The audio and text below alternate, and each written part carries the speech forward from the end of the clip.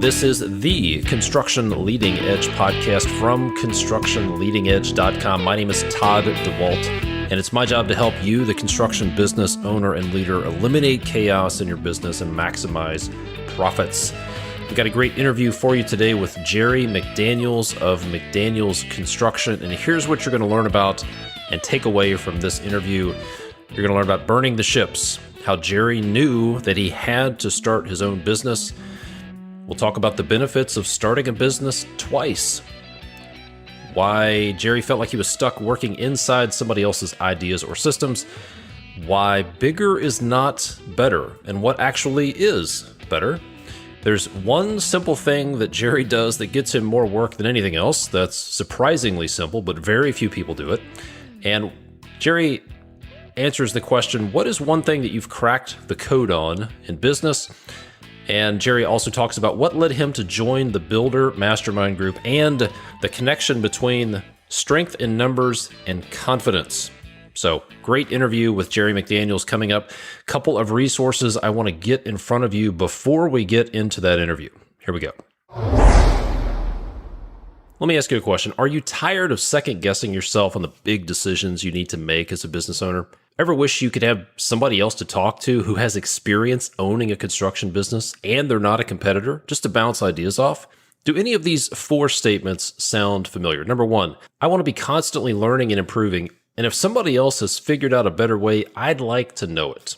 Number two, I'd like to be part of something bigger than just myself, to be part of a group that's making a difference in the construction industry. Or number three, I've been figuring things out on my own for a long time. Am I doing it right? Is there a better way? Or number four, I don't know what I don't know, and I would sure like to avoid the expensive learning curve. And if you've dealt with some of these things, maybe you've tried a few solutions to try to solve these challenges, like reading business books and then trying to figure out how to apply it to your business. Or maybe joining a Facebook group or two and then wading through all the negativity and BS that's in there. Maybe you've joined a CEO group or a networking group, but they don't understand construction because they don't own construction businesses. And maybe you've even joined a local group of people doing the same type of work, but they're your competitors, and you're not really sure how transparent they're being or how transparent you should be. Imagine being able to make confident decisions about your business. I'm talking about new hires, new systems, new processes, when to fire bad clients, when and how to grow your business. Imagine having the security and support from a group of peers who are doing the same type of work, who are not in your backyard, they're not your competitors, where you could say, here's what I'm having challenges with, how would you work through this? Well, I'd like to tell you about the Builder Mastermind Group, which is helping dozens of construction business owners solve those exact challenges. Here's how it works. When you join the Builder Mastermind Group, you'll be placed in a small group of other construction business owners who are doing similar work with similar sized businesses, and they're not competing with you. Number two, you'll have monthly calls with your small group where you'll discuss challenges and best practices around a specific topic. Number three, you'll receive an execution plan to prepare for each month's call and to have a way to figure out your action items so that you can execute on them after the call. And then number four, you'll also receive a summary of ideas and resources shared from all the small groups. In addition to that, you'll be part of a Slack channel where you can message people in your small group or people in other small groups as well. To get all of the details and see what our Builder Mastermind Group members would tell you about their experience, go to buildermastermindgroup.com. That's buildermastermindgroup.com. Now, here is my interview and my conversation with Jerry McDaniels of McDaniels Construction. Enjoy. All right, Jerry McDaniels, thanks for being on the podcast. So tell us a little bit about your business, where you're located, what kind of work you do, that sort of stuff. So we're located in Southern California. We're right at the south end of the San Joaquin Valley, which is a farming community oil, gas, agricultural. We're primarily commercial construction, and we focus on financial institutions. I'm third generation builder. My grandfather and my father, they both are contractors and were contractors. So we also deal with bank specialty items, and installing things like bulletproof windows, VAT systems, deal drawers, ATMs. So there's a lot of that. New construction, tenant improvement, runs the gamut. We're not, if one thing, we should be more picky, but we're not. Gotcha. And what's the name of your company? It's McDaniels Construction. Our name is on the door. Got it. So tell us about how you started the business and why. So for me, I started the business. It was a culmination of 10 years talking myself out of not starting the business, thinking I wasn't smart enough, thinking that I didn't know enough, but always having this desire to do things better, do things different than how it was currently being done. And then it started in 2015. I had been working in the offshore oil and gas industry, doing instrumentation, automation. And I don't really have a way of saying it other than I couldn't do it anymore. I couldn't work for somebody else. And I just burned the ships. I came home, said I'm starting my business. I didn't have a plan. I didn't have anything other than I'm starting a business.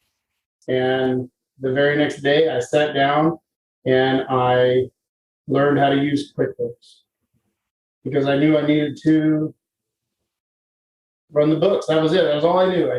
All I knew what I needed to do. And looking back on that may have been foolish, but I also knew that I was determined and that it was not going to end with my failure. And I could fail along the way. That was fine. I just had to keep going. So, that was it. That's why I started it. It was because I was tired of how other people were doing things and seeing a better way of doing things. That's it. You said you burned the ships. What did burning the ships look like for you? So I came home. I had put in my 2-week notice. The company did everything they could to keep me on. They offered me more money. They offered me more incentives. And it was very hard for me to keep saying no. And then finally, I just quit answering my phone. And that was it. It was just, and it was a good income, stable income. And there was all these unknowns, and I had all these people tell me I was crazy. Why are you doing this? And I guess burning the ships for me was just ignoring them. I was just committed. I had taken all the money we had saved through the years of working in that environment. It pays well, and we tooled up. We depleted those resources quite quickly. It's amazing how fast money can go when you're buying tools and insurance and systems and equipment. And we did the normal. We maxed out our lines of credit. I was either going to die doing it or we were going to be successful. And we've actually had a moment in time early in COVID where we did. For my analogy is the wings were already ripped off this plane and I was flying it into the ground.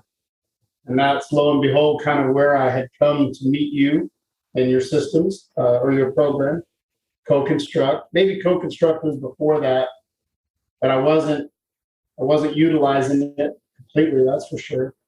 Yeah, Co-Construct was before that, but it was definitely underutilized. But it was more than that. Co-Construct to me is the system with all the peripheral support that goes along with that, yourself included, their IT.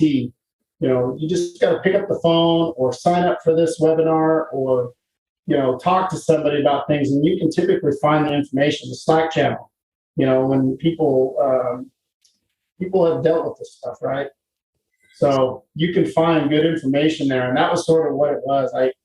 When I was looking at why, it's the strength in numbers. Somebody somewhere has done the thing that you're dealing with. And I found a lot of truth in that, a lot of truth in when people were sitting there and telling their story. And I'm like, man, I dealt with that same thing. Mm-hmm. Or the other side of it, what I love is I love to listen to the old timers talk about it, because you only see them, most of them at their level of success, but you don't see all the things that they had to do along the way. And then when they share their story, you get to hear that. You get to see, man, they kept going. So that was really what it was, is it was just not looking back. I could have easily gone back and went to work for another company and probably been successful. I never really had a problem with that. Of course, there were always issues along the way. Most of it was staff issues, but yeah, that was it, man. It's not looking back. Yeah. There was no other options. So you mentioned that when you were working for this other company or previous companies, you looked around and said, there has to be a better way. What was the thing that bugged you the most that you just couldn't keep dealing with it? It was always having to work within somebody else's ideals. Somebody else would create the formula. And typically that formula would work for them, but you wouldn't have the option to change that.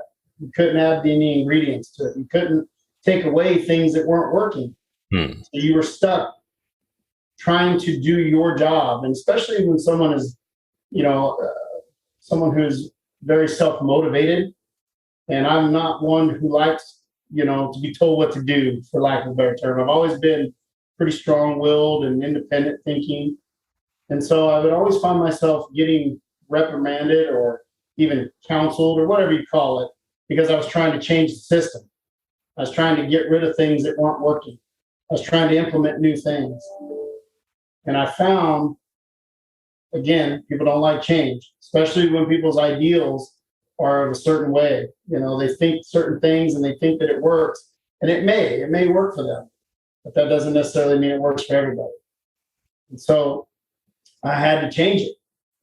And the only way I was going to change it is if I did it myself. And then I remembered that moving into that, well, that strength in numbers. How do I create a platform so that we can bring things to the surface like that when something's not working? How do I get the input from my team, their buy-in, because they're bringing all of their skills as well. And I want that. I want those types of people on my team. And I need to be able to listen to that. Ultimately, I get to have the decision now, right? I get to have the decision what we implement, what we don't. But it's certainly, I think, I don't want to get into groupthink because I think that can be detrimental in a business. But like our forms, for an example, we have these forms and you want to capture all this information, but will they do it? So we've adopted a policy. Our forms are down to one page. So whenever they're doing an SOP or wherever they're doing a checklist or wherever they're doing anything of that nature, the idea is we create it one sheet. So they'll look at it, they'll read it. It typically forces you to use clear, concise language. You're having to describe the process in much more detail, but using a better way of explaining it, if you will. Good stuff. So one of my favorite questions two of my favorite questions to ask. Number one is this: how has a failure or apparent failure set you up for later success? So this one, I spent a lot of time putting some bullets down on. And for me, it was I'm not sure exactly the time, but it was a few months after the beginning of COVID. I had to let all my employees go. And we went back down. It was just me. And it was a tough time because you become emotionally involved with your guys. You know that they are working for you to provide for their families. And it's just everything involved in it becomes very emotional. And I remember having a very real conversation with myself, telling myself that I could either string them along in the sense that I could work them until we run out, or I could be honest with them and let them know, hey, this is what we're dealing with. This is what I have to do to preserve the business. And I'm going to be focused on rebuilding it. And hopefully in return, you can come back. I took 100% responsibility for it because it was my issue. It was my fault. I was not looking far enough out and keeping the cash flow the way it should. I wasn't scaling, I guess, if you will. I don't know if that's the right word, but we'd have these really highs and lows with workflow. And so in those lows, right, that payroll, it still comes due. All of your subscriptions still come due. So that monthly expense bill, whatever that is, whether you're working or not, comes due. And so at some level, I had to realize that, okay, I don't have it. And it was a big deal to me. It was terrible, actually, to be quite honest. What I learned from that, though, a lot of that stemmed from me thinking bigger was better. I was pushing to get bigger. I was pushing to get more staff, pushing to get more equipment, pushing to get bigger projects. What I realized after that, after all of that sort of came to an end, bigger is not better. Better is better. And so I got a taste of that medicine, having to do that. What is better? I think it's probably different for different people. For me, better was being able to provide a place to build cool stuff, to work with cool people. It goes on and on. I could sit here and just list things, but the reality is not having that was not where I wanted to be. I wanted those opportunities to be able to create a place where people like myself could come and work. So, and I had failed at that. Yeah. But was it really a failure?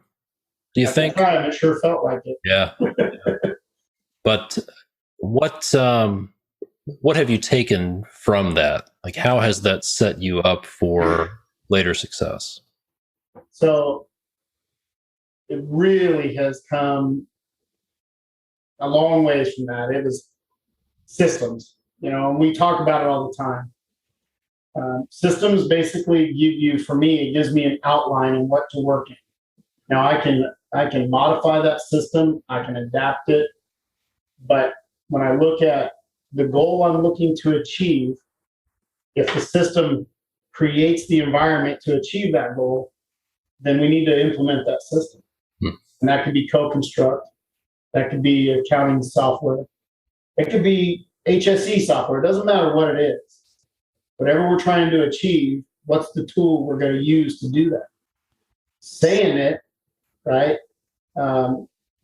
There's nothing there. For me, truth is in action. People can talk about things all day long, but just look at what they're doing, and that'll tell you if there's truth there. And so those systems, they provide the platform for you to achieve your goals, whatever they are. And I did that. I took the systems I already had in place and I wasn't utilizing them, and I started utilizing them. I started doing deeper dives. That's one of your words. I started doing deeper dives into things, signing up for these webinars, and just taking whatever information I could get and applying it, really working it, seeing what I could make it. Seeing if I could make it fit what it is I was looking to create here. And now, I mean, I look at, we're back up to about, we fluctuate between 4 and 6 staff. I currently have 6 staff on board right now. And I've actually have two staff that were with me previously that I've been able to bring back. And so it's a good thing, and yeah, I think I got a little lost with your question, Todd, but that's in a nutshell. I just don't quit. It may not look exactly the way that I think it should when I start, but I always sort of step back. I take a deep breath and I try and remember the long-term goals and the short-term goals. And then I just point myself in that direction. One of your systems, the right to left thinking, I use that just in deciding my goals. This is what I want my goal to be. Now, what do I have to do to get there? And it doesn't have anything to do with necessarily money. It could just be the steps I need to take, the people I need to bring on board. Yeah.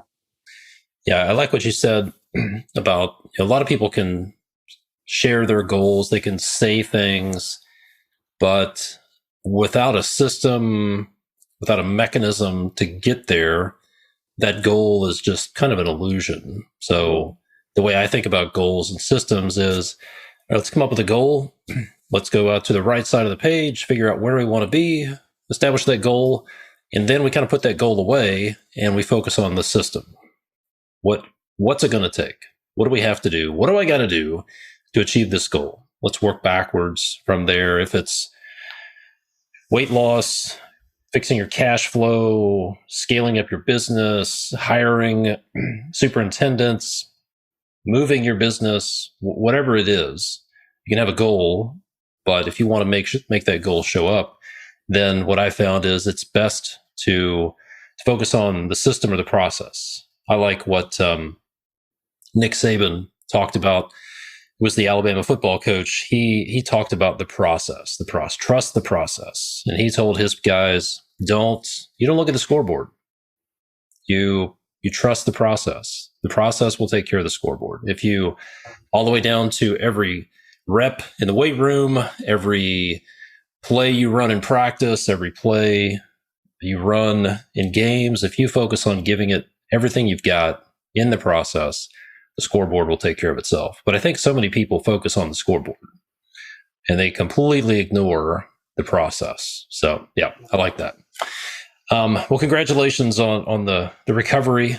I know it's tough. I've been there. I've been there when things completely crashed, and it's tough to recover. So let's talk about my next question I like to ask folks, which is, what is one thing you believe to be true about business that some people might think is unconventional, maybe even a little crazy? So I would say this is it's relationships, and a lot of people can probably build on that.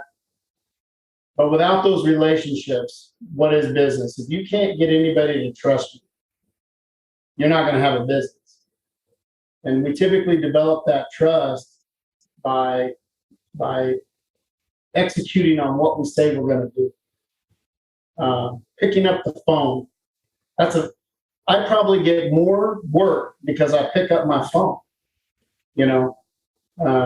I can't tell you how many times people have told me, you know what? We can't get a contractor to call us back, or we can't get this. And I get it. People are busy. I certainly have days where I don't want to answer that phone, but I have a lot of established clients, and it's that trust. They call me. I used to get, I still get, well, Jerry, we didn't know who else to call. This would be for a maintenance item. And it used to drive me bananas because I'm like, we're not really a maintenance contractor. We're not really set up to handle this stuff. And I would figure out ways to make it happen for them. I would either pull my guys off of a project, or I would call other subcontractors, and I would resolve the issue.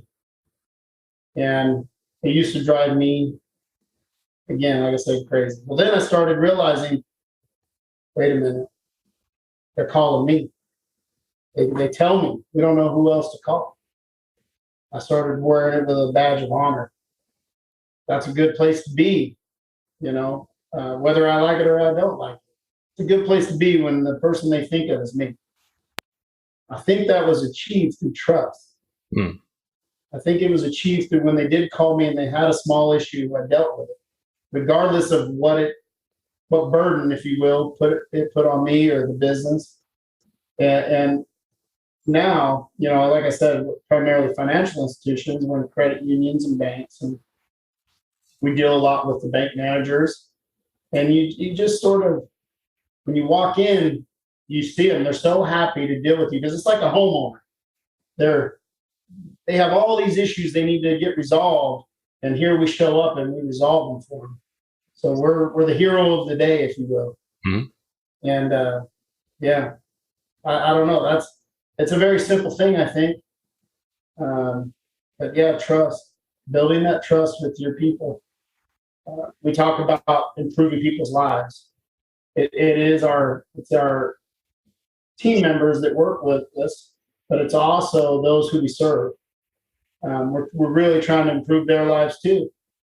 If we're creating problems for them, who wants that? Everybody has enough problems to deal with. The slogan of the company, solutions built here. And that's really what it is. We want to be a part of the solution. So yeah, that is a tough, it can be frustrating when somebody's calling you about stuff that doesn't seem to be in your wheelhouse. Like, this is too small for me. This is outside of my wheelhouse. But another way to look at that is, this is an opportunity. This is like inbound. These are leads that are coming to me, no competition. The problems that need to be solved. Yeah, maybe you're a commercial general contractor and you don't want to be bothered by this small maintenance stuff or handyman stuff. But another way to look at it is, I wonder if there's a big opportunity out here that is a gold mine that is falling in the cracks somewhere. I have a client of mine who's a commercial general contractor. He's actually starting up a handyman type service for commercial landlords because they can't get general contractors to do it. It's too big for their maintenance staff. They don't have handymen to do this sort of stuff. So it's like, are you a problem solver, or are you a commercial? Are you a guy with a hammer in search of a specific nail, or are you the gal who has a toolbox and you can solve problems for money? That's right. So yeah, I think that's a great way to look at it. So we're moving in that direction. Part of the rebuild from starting from ground zero. It was almost like I got to start my business twice. I got to start it, made all these mistakes, and then got to start it again. And luckily, I had already made some mistakes, and I didn't have to do them. I didn't have to do them over. I'd learned from them without having to start a new business. So the divisions within the business. And I look at, we primarily focus on construction management. That's one of the areas that it's a skill set that I've that I've developed. And we also deal with the electrical side of things, data, IT kind of thing. Well, with that, I started looking at this maintenance thing, and I thought, you know what, how do I head this off at the pass? And I thought, well, what about quarterly inspections? What about, monthly inspections on the buildings? And so I added up all the facilities with all the different, all my different clients had, and it's something like 60 facilities. And I was like, man, I could break that down into 5 facilities a month, put a crew together. They could go to all these facilities. We generate the report, anything that is above and beyond these regular maintenance items, and then create an MSA with them and just have my guy go. And then we're on the preventative side versus the reactionary side. And so I'm there. Now I've pitched it to one of my clients, and I probably should have chosen a different client. They weren't for it, but that's okay. The seed was planted, and I just keep developing it. So I think somewhere in the future we'll see that, Tom. Yep. We'll see a maintenance division within McDaniels Construction where I'll have how I envision it is some skilled carpenters that are not looking to work at the pace that some of the trades have to work in. They want to be able to slow down a little bit, but they have this bag of skills, that needs to be utilized. Men need to utilize and women, that these skills have to be kept current. If not, they become stagnant. And so that's how I envision it in my head. So. Yeah, I think it's a great idea. I've spoken with several contractors who survived the 2008 recession because they had maintenance contracts in place. And there's several good reasons to do that. Number one is it's much more recession proof. Number two, it makes your business much more sellable because you have maintenance contracts and you have recurring revenue. You're getting monthly or quarterly or annual fees, retainers with these clients. That becomes pretty attractive. It may not be as sexy as building big projects, but what do you want to do? Do you want to build a business that's worth a few $1,000,000? Or do you want to build big, sexy projects and just keep fighting for those big, sexy projects year after year? It's like, I want both. Yeah. I'm honest. But that's okay. The cash flow, it was another way to solve cash flow issues. Because I was like, hey, we can schedule these larger maintenance items for when we have slow times going on, take care of the immediate, but schedule these items that, and it was just my ideas. And I don't know anything about maintenance. That was the other area, right? This was uncharted territory for me, other than, like you said, all these opportunities. I used to see them as burdens because I was getting the phone calls. But really what they were was, it was people just handing work and put it in my lap. And I just had to meet them and say, hey, this is work. This is good. So. I like it. All right, so let's shift gears into the coaching segment. I want to help you out with something. There's a couple different things we can talk about. What's the number one area of chaos or profit bleed in your business that I might be able to help you with? Or if there's something else, one specific question or challenge that I might be able to help you with, what would that be? So for me, it was the scaling of the business. And it was the investment you make on these systems, the investment you make on staff, training, all those different areas that we think we need to improve upon, what is the return on that investment? Should I be putting my resources to work here? And just knowing the right direction to do that. I not ever being in business before, I didn't know if sending my guys to this training over the weekend is going to give me any value back, or would it be better to buy better equipment to, in turn, do a job more efficiently? I don't really know those things. I listen to those that have come before me. I try and take what they've already done and see what's worked from them and learn from their mistakes. But again, not everybody likes sharing their mistakes. Not everybody, or they'll glaze over it like it wasn't a big issue. And I like to be very transparent. I'm just a human being trying to make something out of this life. And I don't like the idea of just spending money or spending time. Actually, it's time.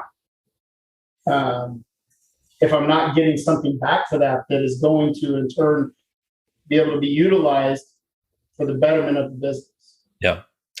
So there's a couple of things I would offer there. The place to start would be, to set a baseline. The reality is you can do whatever you want. There is no real wrong decision. You could probably be successful at whatever you want. You could go in a variety of directions, as long as it's ethical, moral, legal. So the first question that is really difficult to answer is, what do you want? What do you want? Do you want a big company? Do you want to stay small? What is that? And so asking yourself, what do I want? How much do I want to work? How much do I want to travel? What do I want my company to look like? How many employees do I want? What kind of people do I want to work with? Are they homeowners? Are they business owners? What do you want? And that's that right to left thinking. So that starts like the right side of the page being 5 to 10 years down the road, and then work backwards from there. So what I do with my coaching clients is we start with some vision and direction. Strategic planning guide is what I call it. That helps you establish where do you want to be, at least what's the direction you want to go and be close to in the next couple of years. And then let's work backwards from there and come up with some 90-day goals. Call it a 90-day sprint. So if you design it right, you stack up these 90-day goals for, say, the next 8 quarters, you should get pretty close to your 2-year goals. And then once you have those 90-day goals, and you've spent some time looking at them in the big picture, and you're confident that these are the things that if you focus on for the next 90 days will get you where you want to go. Then when opportunities come up, potential hire, training opportunity, a book, potential client, you can sort of use these goals as like gun sights and say, does this opportunity line up with where I want to be? And it helps you say no to stuff. If there's one of the most common challenges I see with a lot of folks is they have information bulimia. So they just constantly take in information. Oh, there's an audiobook, I'll listen to that. Oh, there's a TED Talk, I need to watch that. Oh, there's a book, I need to read that. And they consume all of this information and then try to figure out a place to use it. And they get overwhelmed. So what works a lot better is, okay, these are my 90-day goals. This is all I'm going to focus on for the next 90 days. What do I need to help me do that? Is this thing that came across my field of vision, is it going to help me or not? If not, I'm going to just ignore it. And I'm going to go actively look for the stuff that will help me do that. So that's number one, is start with the big picture in mind. And then as far as scaling up, I would say if I look at what causes businesses to fail, businesses that try to scale unsuccessfully, it's because they don't put the systems in place in advance of growth. They wait until things break to put a system in place. So I heard there's a friend of mine is an electrician, and he had about, say, 15 or 20 employees, and he talked to somebody who he knew that had 50 employees. And he said, my best piece of advice for you is you put processes and systems in place like a big company before you become a big company. Put big company processes and systems in place early, because otherwise you are breaking systems. Meanwhile, the music is still playing, this ride's still going on, and you're trying to fix systems while keeping up with demand and dealing with the chaos from broken systems. And this is seems like contrary to contractor nature. It's contrary. The typical approach is push as hard as you can until something breaks, then we'll fix it. Yeah. But the best approach is put systems in place to get you where you want to be. So the process I would recommend would be this strategic planning, figure out where you want to go. And then you'll come up with some number. For example, you're going to say, maybe you want to do $5 million in revenue a few years from now. Mm-hmm. Then ask some questions. What will it take? This is my favorite question. What's it going to take to do $5 million in revenue at that point, whether it's 2 years or 5 years down the road? And you start thinking, well, we'll have X number of projects that will take X amount of effort. You start designing your organization for that. How many superintendents? How many project managers? What does the finance and accounting, what does the back office look like? And you ask the question, what will it take to do that? And then build that, or at least have plans for that before you get there. That would be the big thing, is build your infrastructure before you get there. You know, you would never in a You would never see a residential developer go in and build houses and then put all the infrastructure in. Build the houses and then put in curb and gutter and streets and utilities. You would never do that. It's ridiculous. And start figuring out the plats and property corners and surveying. No, all of that stuff goes in first. And it really needs to be the same way in a business. So does that help? It does. And I think I think that lesson was learned when we came very close to closing doors. We had built up, and I was under the mantra that, hey, I'm going to fill these gaps as I go along. You know, I was being very reactionary, even though I may not have known it at the time. I do know it now. And so now we spend quite a large portion of our time making sure that the system is good before we move on to the next system. Yeah. You know, and we're constantly refining it. I look at the investment on our accounting, knowing where our numbers are, knowing how to read financial reports. You know, I know you recommended the apparatus, and I spoke with them, and I think for me it was one of those things where I still wanted to keep it in-house. Mm-hmm. I wanted to build my own back-end team because there were certain things I was looking to achieve. And we spend an immense amount of time constantly refining that. But we see the rewards on it. So we know that we're moving in the right direction. You know, our cash flow issues have gotten, I wouldn't say completely resolved, because we're still sometimes at the mercy of the market. Mm-hmm. But we certainly have come a long way.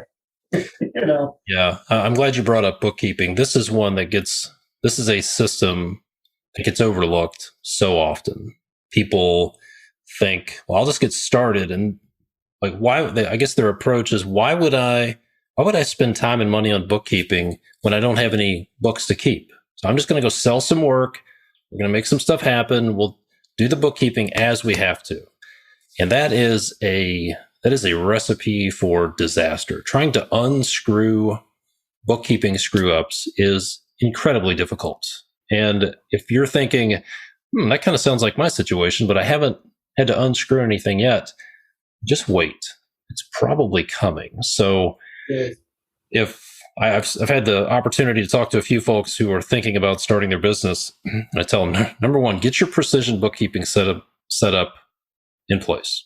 Get that system in place, because everything builds on top of that. Avoid the temptation to skip over that. Get your bookkeeping set up right, because if you ever want to use software like CoConstruct, like you use, you need to have the bookkeeping set up. If you ever want to run financial reports, you've got to have bookkeeping set up. So it's not sexy. It's boring. It's mind-numbing, but it's very difficult to unscrew. It's much more expensive to unscrew later on than it is just to get it right up front. So good stuff. It is. So let's expand 1 second. Sorry. Yeah, go ahead. I never could figure out too, within that accounting, we had what I had termed ghost expenses. We would get to the end of the project, and on paper, and even on the accounting system, it would show that we should have been profitable. We were meeting our targets, but in reality, we were not. And so the system has to be set up properly, because even if it's telling you certain things, truth is in the action, right? What's the outcome at the end? Is that money actually in the bank account? Are we actually able to pay these bills? And we weren't. And even though it said, and it was a very frustrating thing. So take the time. It is beyond important, if you will, to focus on that. So I just wanted to reiterate this. I thought I had a system that was working. I'm seeing things that said we're good here and we're good here, but when I go to write checks, we're not good here. And that was a bad place to be. So it didn't give me enough time or enough information to course correct. So. Yeah, good stuff. So let's shift gears into the crack the code segment. What is one specific part of the business where you feel like it's going well, or maybe you feel like you've cracked the code on that you would be willing to share about? So I think, um, so I think if I'm honest with this, so I looked at what it is as a business, what's most important to me. When people think of this business, what do I want them to think of? And, outside of being a contractor and outside of being a capable individual, I wanted people to know that, first off, we are who we say we are, and that we're making improvement in people's lives by being who we are. And that is internal looking and external looking. We want our clients to know that we improve their lives. We want our employees to know that by being here, their lives are being improved. And we do that through mainly accountability. I have at the top of my team email that goes out is accountability breeds responsibility. And so when you have responsible people around you, things seem to work better. When you give someone a task, or when something is that needs to be done, the responsible person, they're going to take care of it. And it eliminates a lot of this worry, this unknown. Well, how do you do that? How do you create the accountability? For us, it was no excuses. There is no excuse for anything. If we mess up, that's fine. We mess up, we own it. We don't create excuses of why we messed up. We may identify those reasons. Maybe it wasn't intentional. Maybe it was completely an oversight. But let's identify those things and let's fix it. Simple things like personal matters. I always would have a difficulty when you're supposed to check your personal life at the door, and you were supposed to be this professional that performed at this extremely high level. I don't think that the two can operate in the same world. If somebody has got issues going on, they need to be resolved before they can achieve that level of performance that either they themselves have put on them or that we expect. We put expectations out there as well that of certain things that we want. We do this. This may be a little bit different, but I've given my guys the Myers-Briggs personality test. I'll do that at one of my team meetings because it helps me know how to communicate with that person. And I include myself in this. So they know how to communicate with me, and we explain it. We do this about once a year. We do peer employee evaluations. So instead of me evaluating the employee or the team member, we let their peers evaluate. We also, let me step back. We have them evaluate themselves first. And then we use the same form and let their peers evaluate them. And they can kind of see the differences in the area. And these evaluations are pretty pointed. They're not generic. They can be uncomfortable, if you will. And then we also, I think I just shared with you in the team, we use our 15-5 report or 5-15 report. What that does is we've adapted that to allow our team members to bring things to the surface. It not only gives me an understanding of what's going on. I can see all the different areas of the business through the employee's lens, but it also gives them a platform to speak about it. And we'll meet, and the guys will have it done. And sometimes it's generic, but sometimes you'd be amazed at what they'll share, the things that are bugging them, and a lot of times they can be very easily resolved. And if that's what we can do to make their life better, because in turn, it is going to improve our lives as well.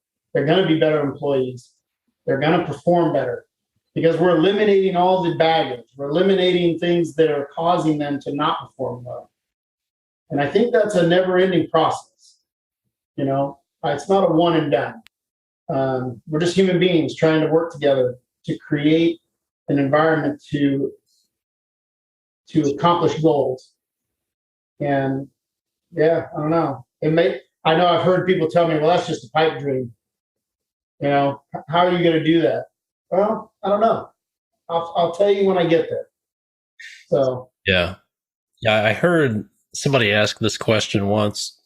What if you are actually a people development business masquerading as a construction company?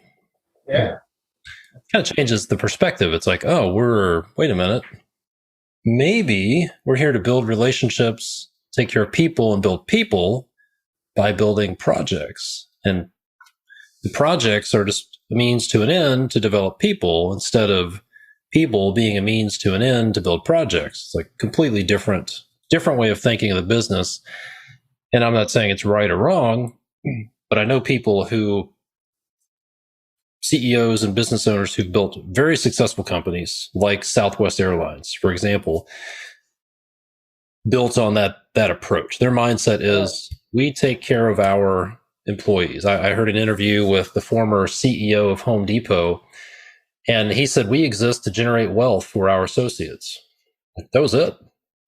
Wow, that's interesting. We exist to generate wealth for our associates. And that is a different, very different approach. But I would say it's a much more rewarding approach. So I appreciate you sharing that. I think it's great. Improving people's lives is a big deal. I've seen the changes, you know, and I see these guys. Most of my interaction is with men in the field. And so I see these guys that are dealing. I remember in one of our meetings, this one gentleman had a particular issue. And it was about 6 of us in there. And I said, hey, how many of you have dealt with this in your life? Every one of us raised our hand. Every one of us had input. And I said, okay, with that being said, what constructive bit of information could you give him to deal with this? How did you deal with it? What worked? What didn't? And I just remember everybody came alive because they had information to offer. Not only did they have to go through what they went through, but now here was an opportunity for them to help somebody go through it as well. So yeah, it's a neat environment to exist in. Yeah. I wish I had figured that out a lot earlier in my career. I wish I had figured out that it really is about the relationships and it's really about the people. It's not about the money. You know, none of those buildings are going to show up to my funeral. No. And yeah, so that's a great segue to let's talk about the mastermind group. So you're a founding member of what is now the Builder Mastermind Group. Builders, remodelers, contractors getting together monthly, sharing ideas. Now we have monthly topics, monthly execution plans that we work through. And it's all about sharing ideas and about, in a nutshell, crowdsourcing wisdom. We all get better together. So I'm curious, what led you to join the mastermind group back in, I guess it was July or August 2020? In other words, what problem were you trying to solve by joining the mastermind group? Well, these probably are not my words, but what I found is we felt like we were isolated. As general contractors, you typically, you're isolated from other contractors. And I can remember, again, I'll go back to the company I used to work for. And I worked in the engineering department.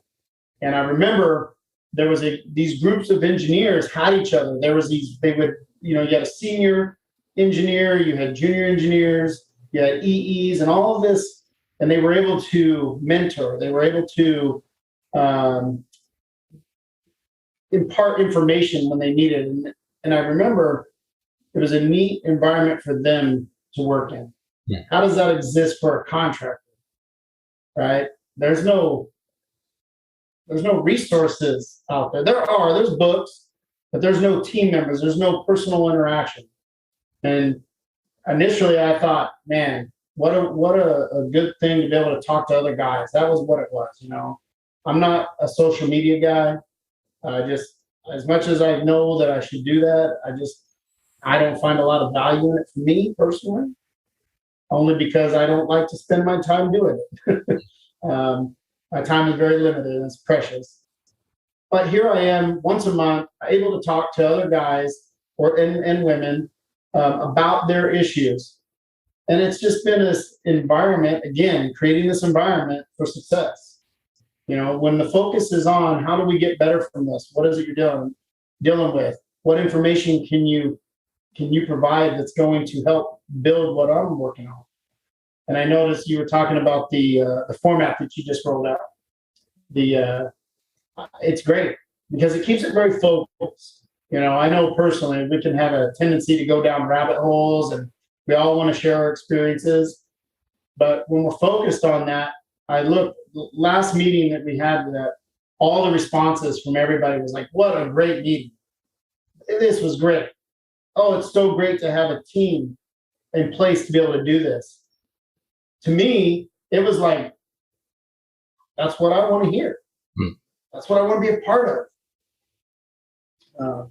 Again, I want to be a part of the solution. Yeah. Yeah. So, what would you say has been the most valuable part for you about being in the Builder Mastermind Group? It'd be difficult for me to pare it down, Todd, but what I'm going to say is probably strength in numbers. You know, accountability. There's some accountability that's there. You know, and it might be self-accountability because nobody's forcing us to do this. But I would have to say strength in numbers. And I've been able to jump around and listen to the other guys and some of the other groups. Yeah, and it's amazing how creative people can be. And that's just a platform for us to share. You know, I don't know. That's it. Strength in numbers. I feel like I could go in there and I could probably, if I had to, I could ask somebody in there would have dealt with it or could put me in touch with somebody that has dealt with it, you know? Yeah. And so what does that do for you? Knowing that you have access to answers like that, what does that do for you? Well, it bolsters confidence, I think. You know, I like to figure out issues on my own. I'm that guy. I like to sort of isolate myself and really put my mind to work. I love the feeling of that achievement, but I'm only looking at things through one lens. And so having the ability to talk to others who have other perspectives, yeah, I value it very much. Again, you said I'm a founder, right? I'm the only one left of my original team. I think I've actually gone through 2 teams already. And, you know, and I look at this as a long-term commitment. I think I asked you in a questionnaire a while back, you know, what's the long-term version of this? For those of us who develop along the way, you know, what's the next level? I'd like to look out that far. Because I see the landscape changing as we develop these skills. And so what are the next questions that need to be answered?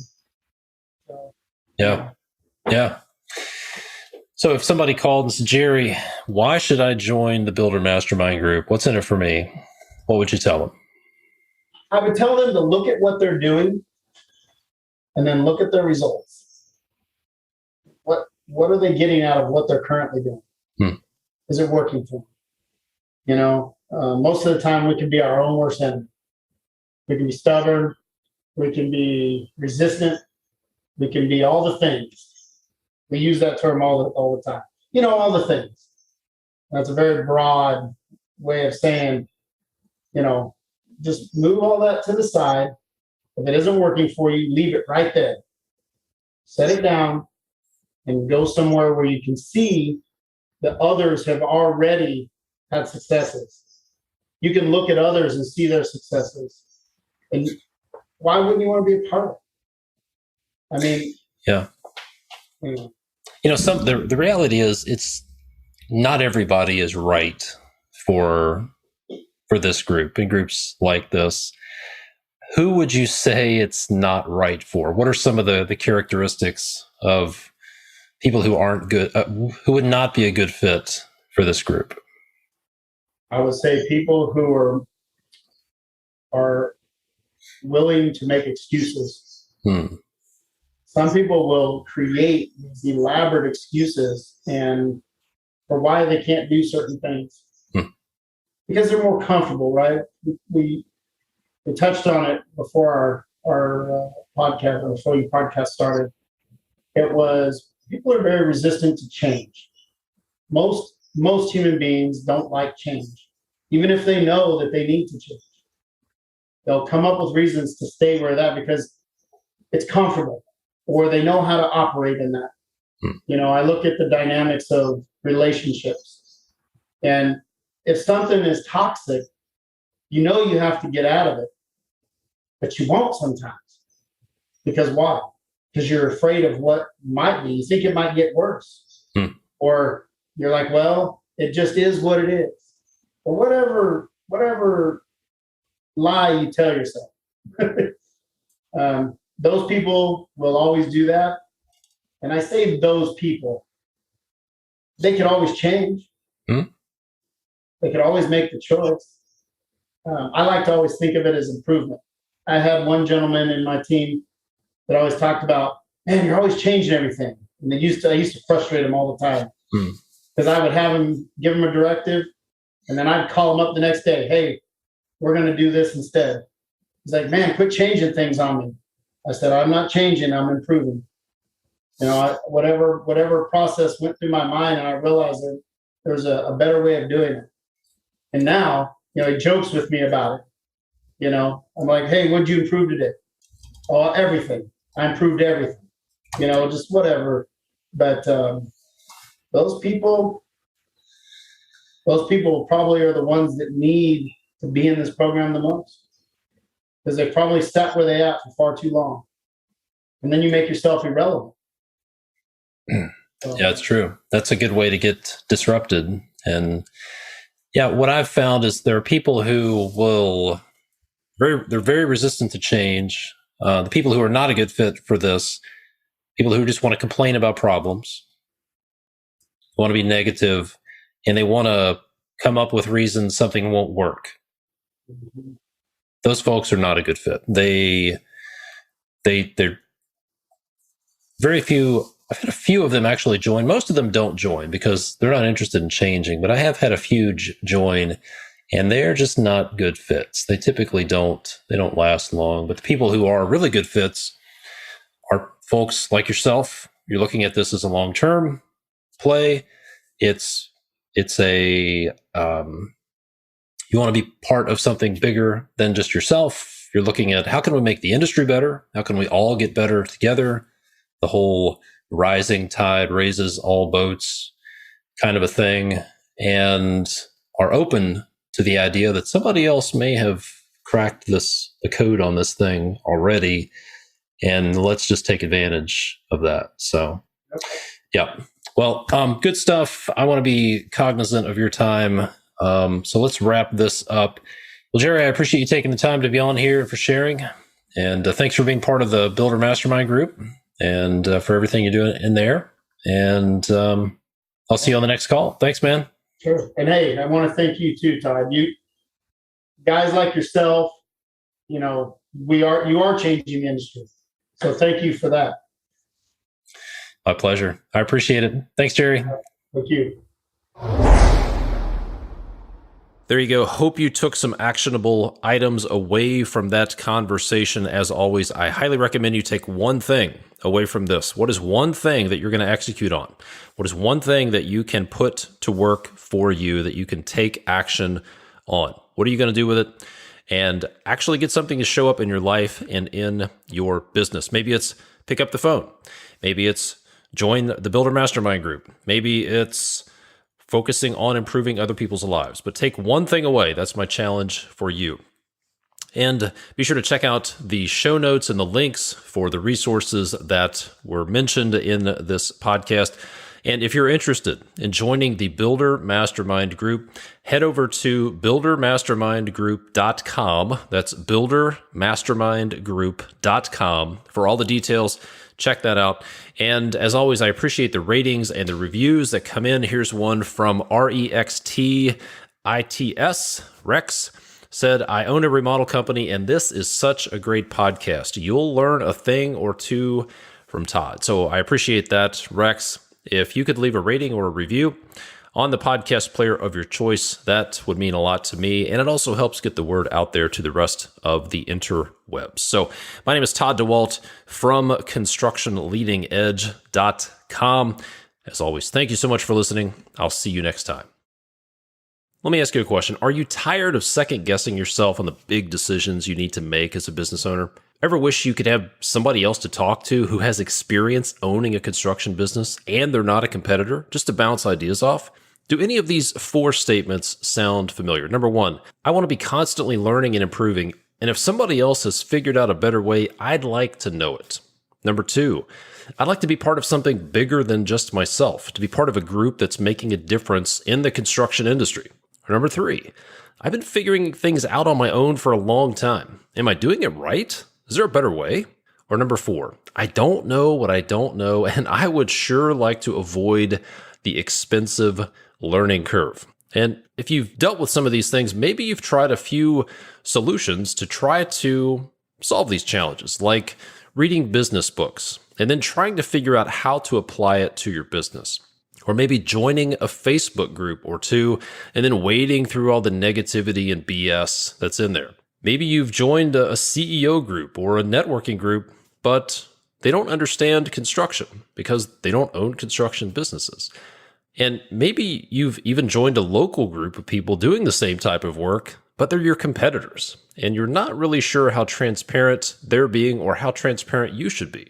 Imagine being able to make confident decisions about your business. I'm talking about new hires, new systems, new processes, when to fire bad clients, when and how to grow your business. Imagine having the security and support from a group of peers who are doing the same type of work, who are not in your backyard, they're not your competitors, where you could say, here's what I'm having challenges with. How would you work through this? Well, I'd like to tell you about the Builder Mastermind Group, which is helping dozens of construction business owners solve those exact challenges. Here's how it works. When you join the Builder Mastermind Group, you'll be placed in a small group of other construction business owners who are doing similar work with similar sized businesses, and they're not competing with you. Number two, you'll have monthly calls with your small group where you'll discuss challenges and best practices around a specific topic. Number three, you'll receive an execution plan to prepare for each month's call and to have a way to figure out your action items so that you can execute on them after the call. And then number four, you'll also receive a summary of ideas and resources shared from all the small groups. In addition to that, you'll be part of a Slack channel where you can message people in your small group or people in other small groups as well. To get all of the details and see what our Builder Mastermind Group members would tell you about their experience, go to buildermastermindgroup.com. That's buildermastermindgroup.com.